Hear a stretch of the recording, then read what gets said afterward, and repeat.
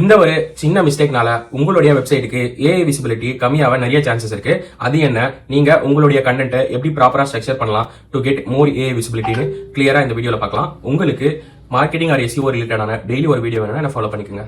நிறைய வெப்சைட்ல பாத்தீங்கன்னா கண்டென்ட் கிரியேட் பண்றாங்க, ஆனா அதை உள்ள போய் செக் பண்ணா அதுல ப்ராப்பர் ஸ்ட்ரக்சர் இருக்காது. ஃபார் எக்ஸாம்பிள், அதுக்கு ஒரு ப்ராப்பரான ஸ்ட்ரக்சர் இருக்காது. நிறைய பேராகிராஃபா எழுதிருப்பாங்க. அது மட்டும் இல்லாம அதுக்கு ப்ராப்பரா H2 ஹெட்டிங் H3 ஹெட்டிங் போட்டிருக்க மாட்டாங்க. உங்களுடைய கண்டென்ட் ஏஐ விசிபிலிட்டில ஃபீச்சர் ஆகணும்னா நீங்க இந்த திங்ஸ் எல்லாம் ஃபாலோ பண்ணணும். அது என்னன்னா, உங்களுடைய H2 அண்ட் H3 ரொம்ப கிளியரா மென்ஷன் பண்ணிருக்கணும். அது மட்டும் இல்லாம உங்களுடைய கண்டென்ட்ல முடிஞ்ச வரைக்கும் டைரக்ட் அண்ட் கிளியர் ஆன்சரை மென்ஷன் பண்ணுங்க.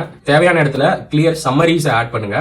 லாஸ்ட் முக்கியமான திங், FAQ செக்ஷன் ஆட் பண்ணுங்க. அந்த FAQ செக்ஷன்ல கொஸ்டினை H3 ல போடுங்க, ஆன்சரை ஷார்ட்டா டைரக்ட் ஆன்சரா கொடுங்க, யூஸ்ஃபுல் இன்ஃபர்மேஷனா கொடுங்க. சோ இது மாதிரி உங்களுடைய கண்டென்ட்டை ப்ராப்பரான ஸ்ட்ரக்சர் பண்ணீங்கன்னா அது ஏஐ விசிபிலிட்டியில ஃபீச்சர் ஆக நிறைய வாய்ப்பு இருக்கு.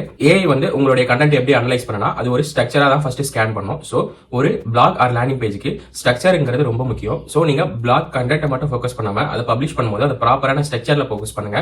தேவையான இடத்துல புல்லட் பாயிண்ட்ஸ் யூஸ் பண்ணுங்க. பேராகிராஃப் ஒரு 3-4 லைன்ஸ்க்கு மேல ஒரு பேராகிராஃப் வச்சுக்காதீங்க. H2 H3 கிளியரா மென்ஷன் பண்ணுங்க. இதெல்லாம் ட்ரை பண்ணி பாருங்க.